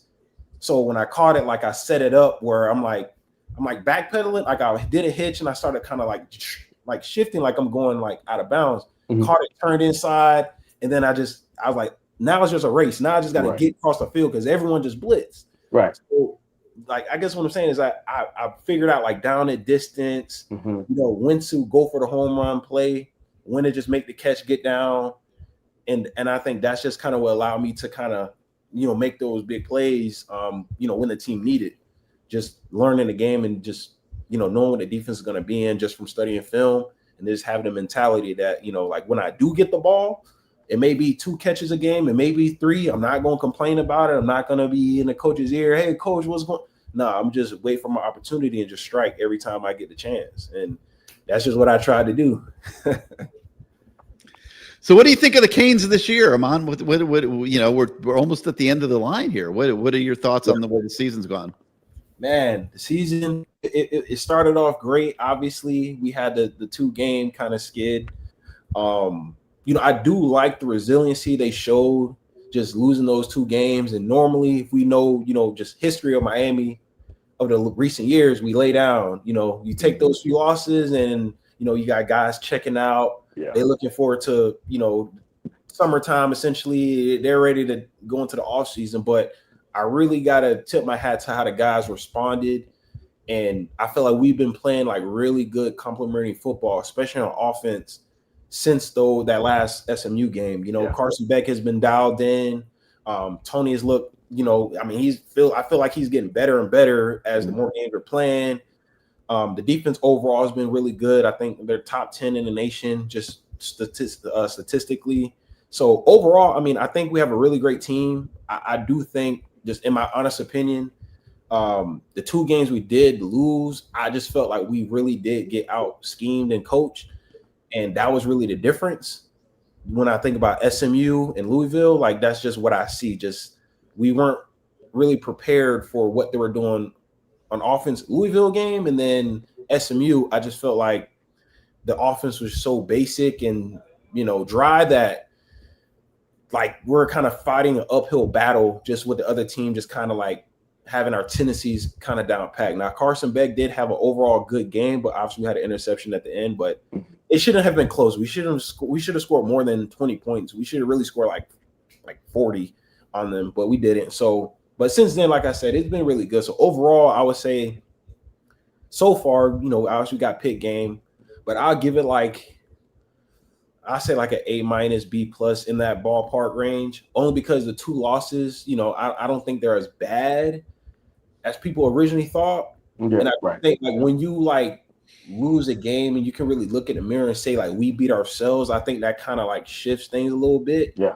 They didn't really physically impose their will on us or anything like that. We just quite literally just, I feel like, got out schemed that game. So, but I love what I'm seeing. I think we're heading in a positive direction. You know, obviously win this next game. That's 10-win seasons back to back. We haven't done that. I do think we are a playoff team. I think we're the type of team who plays very well against other great teams. Our issue is that we always play down to competition when we play a lesser talented or lesser, you know, competitive team. But the best part about it is that in the playoffs, there is no bad teams. So I think we would start to get some of our best ball. We were to get in the playoffs. That would be my pitch to the committee. You know, we play good against, you know, teams we're supposed to be good, play good against. So let me ask you this. Okay, so you played in the cold weather game, right? As a young buck. Oh God. What was your mindset as a young buck? I mean, it's cold. You know it's cold. You're West Palm. You're a West Palm guy. I'm not gonna lie. The ball feels like you're catching like a stone of some sort. Like the ball is like harder. If you're running, like the floor is a little slick because the cold got the grass is a little slicker. So you definitely can't be cutting around and doing that type of stuff. So you got to play a little more under control for sure. And I will say it is fun because it is cold and everyone's just kind of excited for the cold. One thing I will say is that please do not come out with the not wearing the shirts and stuff. Don't do it. Please, somebody will. No doubt. Don't do that. Please don't do it. I feel like it's the ultimate reverse jinx and curse. We understand that you're tough and we see the muscles. You're not afraid of the cold, but I promise you, it's going to be cold. So just get warm. Just get the hand warmers and the jackets. Just stay warm. You don't gotta prove us nothing, none of that. So I would say, I played in a cold game in like high school, and it's definitely miserable. Yeah. All the hits hurt a little bit more. It's really not fun. As a receiver, at least, I don't got that much. Yeah. I'm slim, so I don't got that much meat on my body, right? Yeah. So, you got more than Lamar had. I mean, I was pretty skinny, honestly. It wasn't. Shout out to the room in college and eating all that food, man. I definitely got buffed up a little bit. You still was bigger than me, though. Yeah, it was cold, bro. And I said it earlier. You still got to do your job. You got to figure it out. Choppy. You got to chop your feet more. Make sure you don't fall down and slip. See, that's the main thing. Yeah. And I'm sure Beard's going to tell him that because you don't want a pass thrown to you. Let's say you're running a hitch, and you're running it like you're at home, and where you got good footing. Well, up there, if you're not choppy enough, you run that hitch, you slip down. That DB is standing there by himself. So you have to figure out the conditions, whether it's the more studs in your shoes. You might have to change your shoes. Some guys, I was telling Garrett earlier, I wore gloves, but if it was wet, I felt better. I felt better with my hands. Like I wanted to feel the ball. I didn't want to leave it up to those gloves because a little wetness. Wetness is okay. But when it's really wet, I just didn't feel comfortable. Yeah, no, I agree 100%. I think we'll have some hand warmers and stuff. Yeah, the guys will have. You think? Yeah. No, I'm pretty sure. What's the weather? I think they said it's going to be. It's going to be in the low 30s. Oh Lord. Yeah, when we played up there in 2017, it was like 50 something degrees. It wasn't that bad. It was a little chilly, but it was. You had on long sleeves. Yeah, we had on like the little long leggings, but Coach Rick didn't like the arm sleeves or nothing like that. So we had to just go, wear a bear up here, but lower body we did get leggings for that game. So Mike Williams says this is the biggest game of Mario's career Saturday. What do you guys think? I mean, in my opinion, is one of them, yeah, for sure, because of what's at stake, right? We lose this game, you're probably end up playing in some random bowl game, right?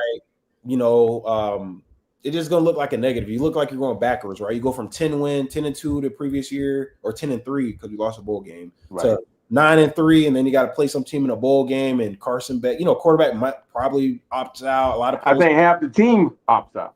Exactly. So I just think this is one of those moments where you have number 22 on the road in a game where people historically, or this type of game, we lose at the end of the season when all the stakes are on the line. So I think he has a chance to kind of reverse the history and kind of prove that we are going in a different direction. And that narrative isn't really true no more about us in November months, right? So, and obviously just winning this game, you kind of almost solidify yourself as, having the argument of being at large college football playoffs.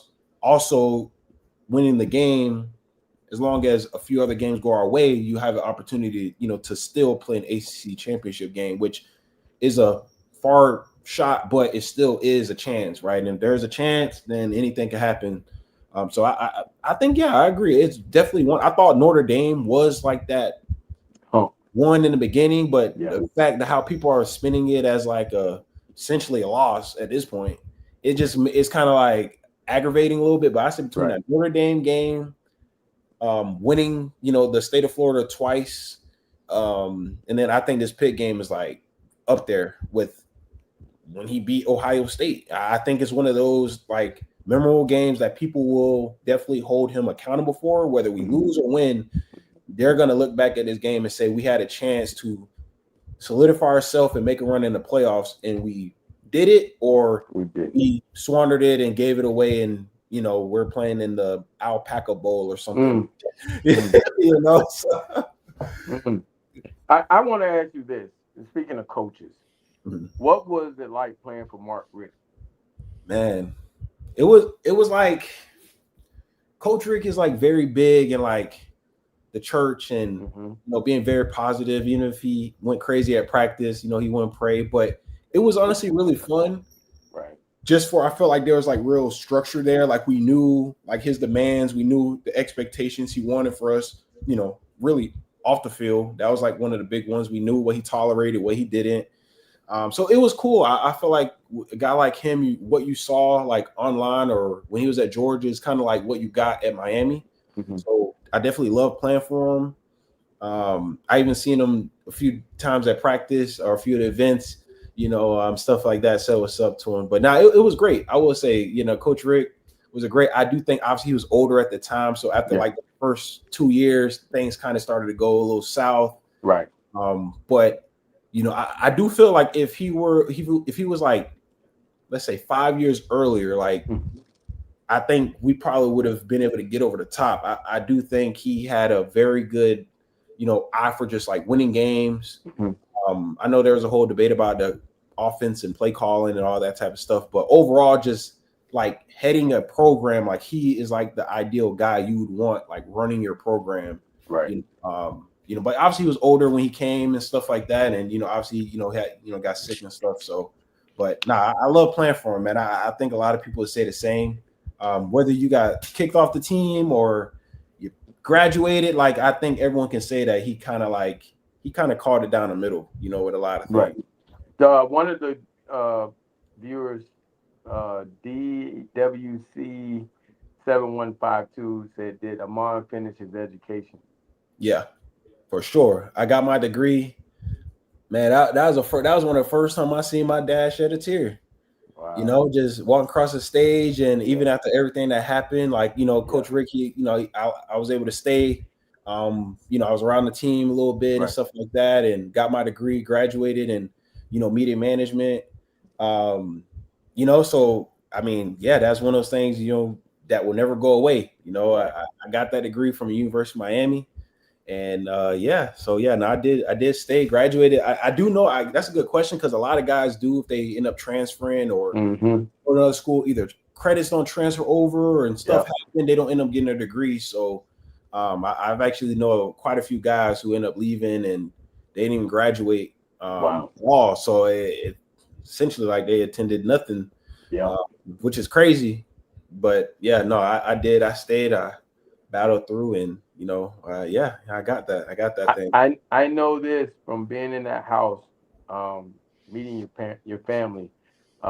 They were extremely proud of you for the direction that you were going in. So I can only imagine you walking across that stage. It had to be I mean, they were already proud of you, but that was a big one. They're definitely happy, man. I mean, I had a lot of cousins, and stuff like that had a lot of potential, but just head wasn't on and stuff. You know how I go, out there, and they just couldn't stay right, and it's just I think it was a little refreshing for my parents to kind of have like obviously me go through University of Miami and get a degree, play there, do all that stuff, and then my little brother kind of saw that path, went right behind me, went to Auburn, ended up at UCF, got his degree. Right. So, as a parent, you definitely feel like, you've definitely succeeded. I mean, it's not that many kids that, go Division I and then get their degree and stuff like that. So, they're definitely proud. And, that's what it's about, just looking at them smile and be happy about something. I think any kid, that's what you want to do for your parents. You want to make them happy for sure. And like you said, your brother was sitting on that couch. Taking it all in. When those home visits, he was sitting on there just taking it all in, waiting for his opportunity. But I will say this again, when I see you, man, I think of greatness because that I mean, for you to be as young as you were and to do what you did, it was very refreshing to see you. And again, all those records that were there. It wasn't you running bubble screens and none of that. You were tearing folks a new butthole. Yeah. And there was I just knew you were on to a good thing. And man, I still consider you one of the greatest receivers to play at the University of Miami. You are, and most importantly, a great person. Yes, sir. No, I Great appreciate person. it, man. I really do. I just how I was grew up, man. It's Yeah. just you got to be humble. I'm always like for others. Always try to be like a team guy. Yeah. And then just off the field, just being like a good person. I feel like that go a long way, especially in today's world. Yeah. Where there's not that many people like that. Just trying to be the one person where people Yes. can consistently be like, he's actually a cool dude. And that's how I feel. I feel like I like being like the cool person. Just I'm easygoing. I'm not really into like the BS unless you talk about the Hurricanes. Then I'm gonna get on you. Then I'm gonna get on you. But By the way, Gary, the kid called me coach 4 times today, and I had to say, man, stop calling me that, man. Listen, I'm like I was like raised with the like not necessarily like yes sir, no sir, but like I got so much respect for anyone older than me that is like I see it's like coach. If I see Gary, I'm like yes sir. Like it's just kind of like it's like embedded in my brain. I don't know. I don't even do it like on purpose. It's just like naturally. I'm like yeah, yes sir, coach. Yeah, no problem. That's just me. Well, I can tell you this from all the fans, and Gary, we're very proud of you, man. And we, yes sir. Again, one of the greatest to put that uniform on. And the ones that know, they know. So we appreciate you, man. And Yes, you have a podcast? You want to talk about your podcast? What night? Yeah. I got one with Gio. Who wants smoke? We haven't shot in a little minute, but we got that one. And then I jump on at Canes Insight on Tuesdays. Talk some Canes football. Like I said, I'm really passionate about the Canes. So like, anytime I get a chance to just talk about the Canes in any way, shape, or form, like it's just like it's like if I'm playing a video game or something. It's just fun for me. So we're gonna have you back. We'll have you back. Yes, sir. Now I'll be back on this show and others. Yes, sir. Now let me know. I'll pop in, man. I love the show. I'm tuning in. Sometimes I'll be tuning in. I'll be seeing you guys in because it pop up on my X feed at the top. Right. So I'll tune in and listen to you guys because, like I said, I just like hearing anything Canes football, man. It's just like it's like reading a book, man. It's just like that background music. I just like hearing it. Are we doing all right? Do we do okay on this show? Yeah. No. It's one of those like late night ones. So like when I'm like relaxing, I'm laying down, I'm kind of unwinding. I hear like the last little bit of the Canes talk before I go lay down. Well, we appreciate you, and like you said, man, anytime. We'd love to have you on. Again, one of the greatest Canes to put on the orange and green. Yes, sir. And you're a good kid, man. Yes, sir. I appreciate it, man. It wouldn't be possible without you guys, man. The older guys that came before us, man, and paved the way. So, that's how we got here. That's what made the U great. So if it weren't for you guys, I wouldn't even have the opportunity. That's the crazy part. Well, we thank you, man, for carrying it on. We salute. Sir. Good seeing you, man. Always, man. All love, man. Thank you. Let's get that win this weekend. I'm gonna be tuned in at 12 o'clock. I'm right on the couch watching. All right, brother. We'll see you. I'll be thinking of you while I'm up there freezing my butt off. Yes, sir. You'll see me on Twitter. My wife's laughing at me, man. I'm going through my closets, like searching for those long johns. You're going to the game. He's going to the game. Oh, good luck, man. Good luck. Bring that victory back. I got thermals, though. I got thermals. I'll be all right. All right, Ahmmon. All right, Ahmmon. Talking to you, all right, man. Thank you. Bye-bye. So impressive, LT. I mean, I really meant what I said. I mean, it's like, you do what I do for as long as I have. You've been around so many of you guys and so much greatness. And that kid, the way he handled his adversity is as great as anybody that has played in this program, in my opinion. I have never, ever, ever in the last 10 years or whatever it's been, seen Ahmmon Richards without a smile on his face. And he has every reason. Like he like what he would have had. I mean, crazy. He was on mark to be the best, And it wasn't bubble screens. It was none of that foolishness. This kid was going out getting it. He was going getting to get it. And like you said, he said this. There's some guys that I know some guys that their career didn't, and they had better numbers, and they don't even come out. They don't even come around. They don't, they just, they don't want to be seen. They don't want to be labeled as a bust or all that other stuff. But this kid, his attitude, he could have not come around, and he's always smiling, and that's why I always just try to give him his due, because he is one of the greatest receivers to play at Miami. And for the time that he did, it's like when you talk about receivers, let's say the Sterling Sharp, he didn't play as long, but when he played, he was one of the best. And for the little time that kid played, he was one of the best. And that's why he deserves his due. And for those that don't remember, Ahmmon suffered a neck injury that wasn't going to heal. And he would be risking, if he went out and played football again, he would have been risking paralysis, and, had to make the right decision, which was not to play football anymore. And, to see him go through that was just absolutely brutal. And all props to him, man. Just the way he's handled it. When you get tired, Garrett, of Lamar Thomas show, man, that's the guy you need to hire, dog. Rich show, the AR show, the AR show. Well, hey, I don't know if we can say that no more. A couple lingering things I wanted to talk to you about. Okay. Carson Beck's been really solid lately. I forget what the number was in consecutive completions. I don't want to throw a number out because my mind's blank on it, but it was well over 20 and over 2 games. And he was just completing every ball and has really been playing solid football. And he really just had the one bad game this year. Yeah. And man, I just shake my head about that Louisville game because I don't know how that just happened so fast. And it's like, how was that? Like, how did that happen? 4 interceptions, really 5 interceptions. Yeah.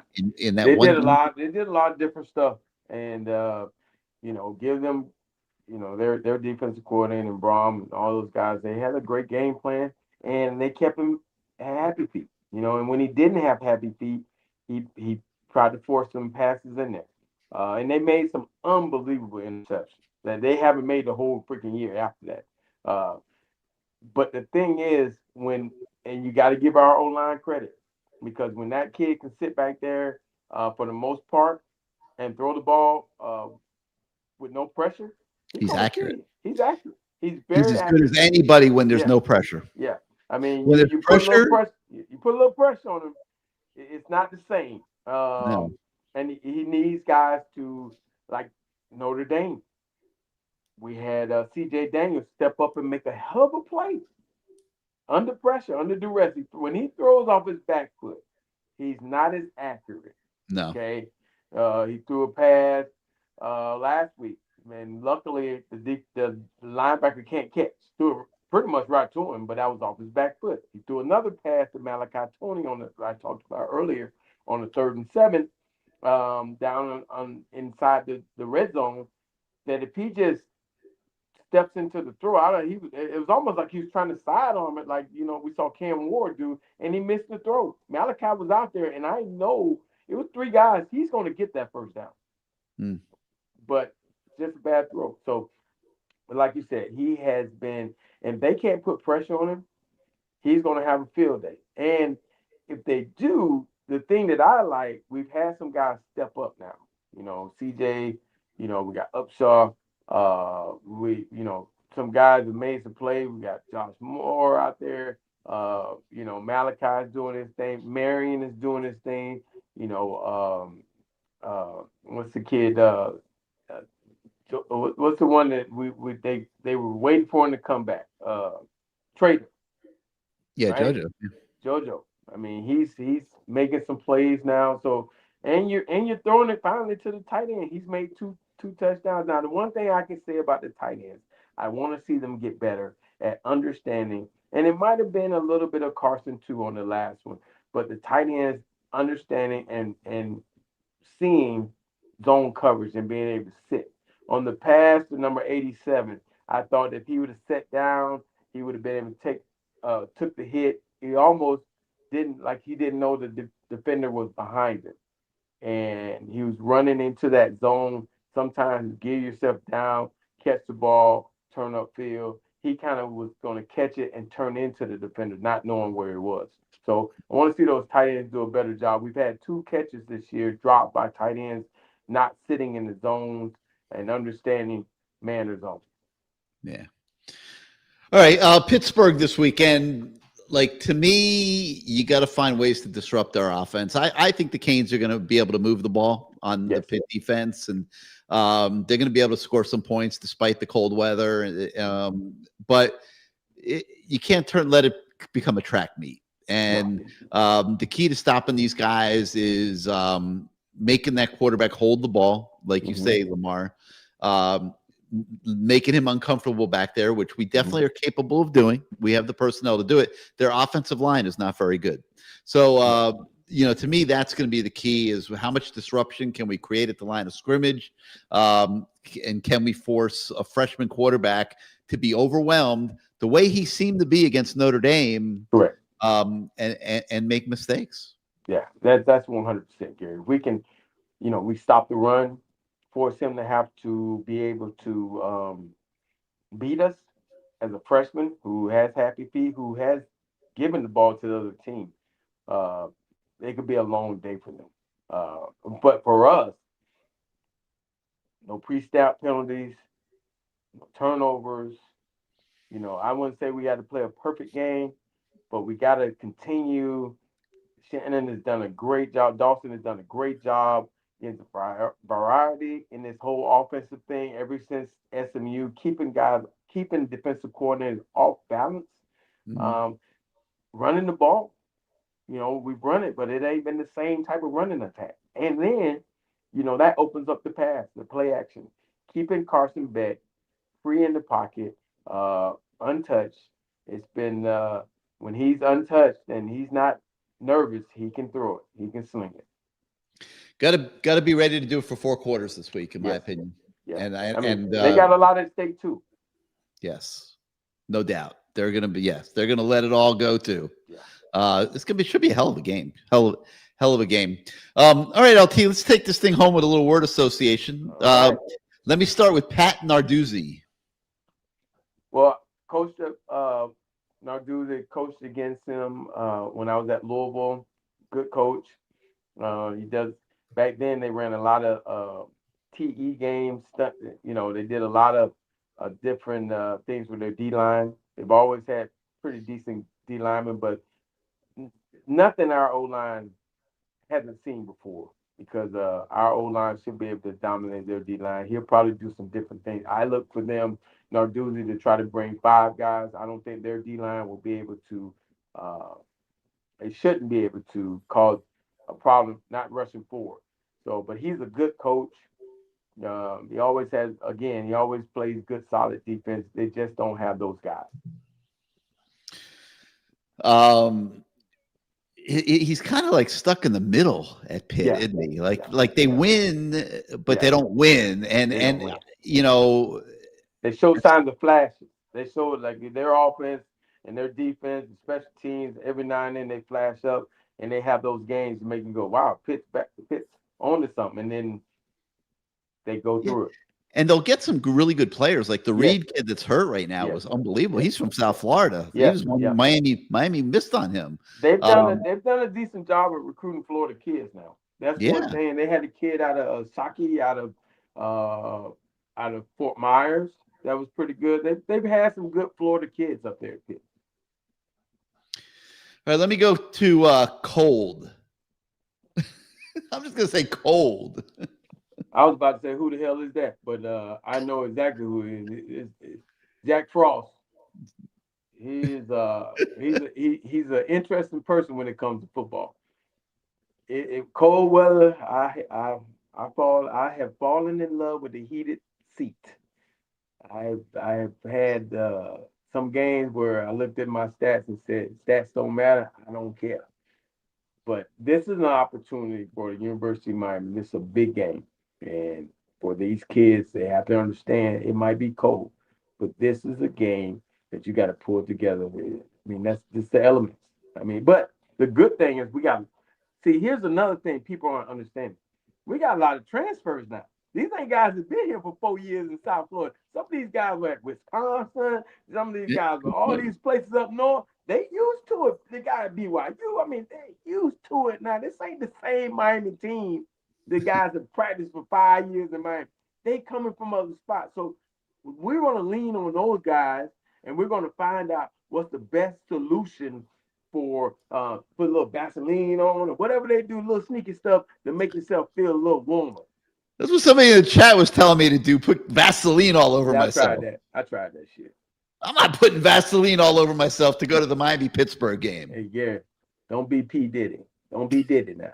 Put that Vaseline and get some stuff in it. And the oil and stuff. Stop that.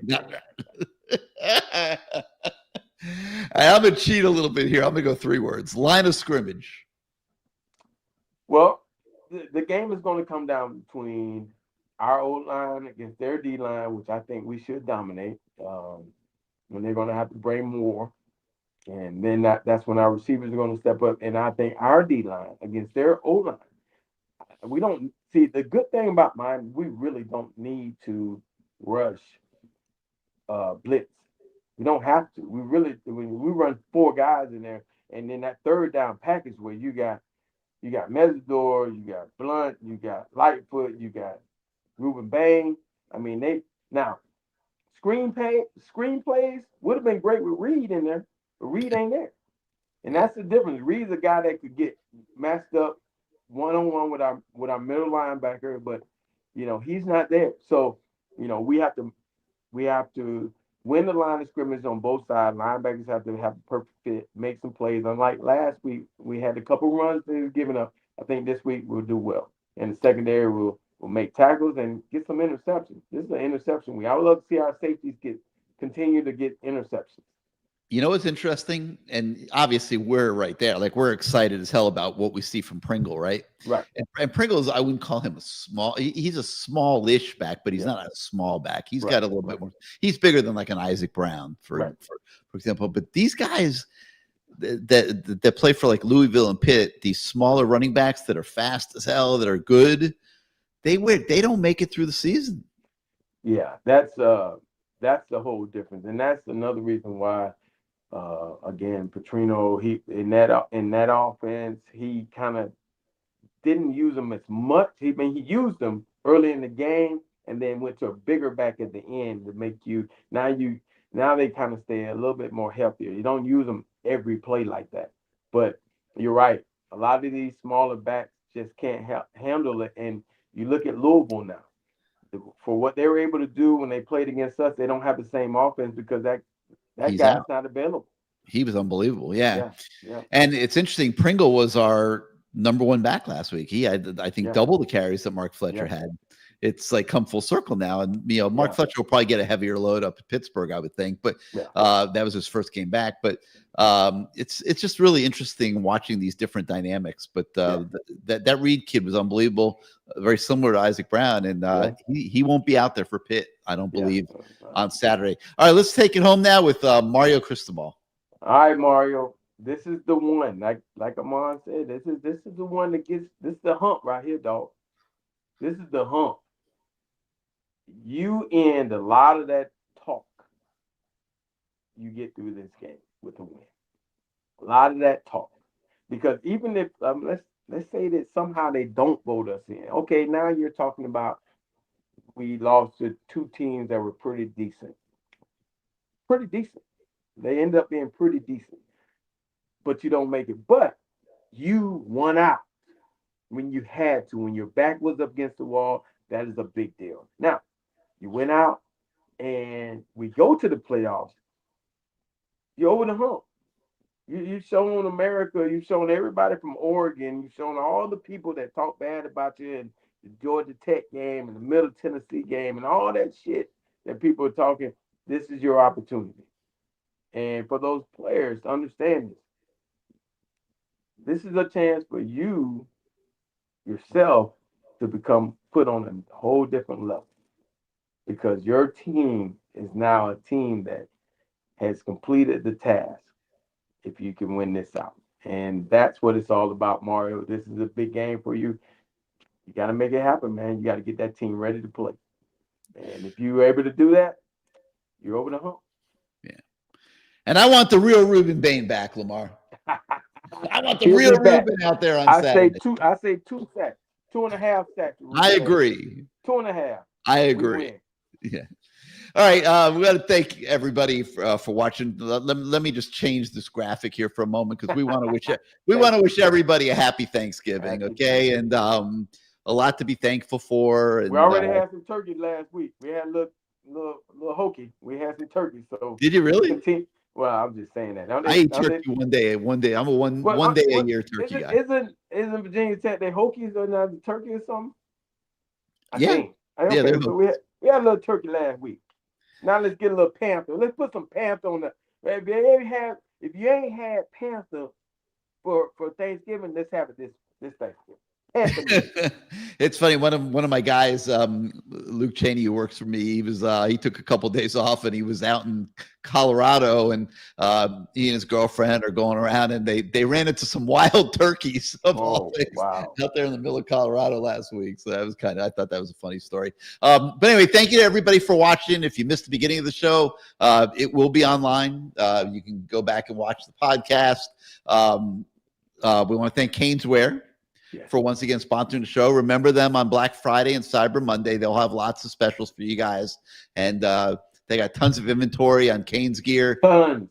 Tons. You can load yourself up and find a gift for just about everybody that you need this holiday season. Yeah, that's a nice one. That is, you can find that Lamar hat there at CaneSport, no doubt. Very sharp, very sharp. So that's going to do it for tonight. For Lamar, thank you to Ahmmon Richards for joining us. I'm Gary. Happy Thanksgiving. Happy Thanksgiving, everybody. And we'll be seeing you soon. We'll see what happens here this week, and we'll figure it out. But hopefully things fall the Miami Hurricanes' way this weekend, beginning Saturday at noon in Pittsburgh. Have a great day. Go Canes.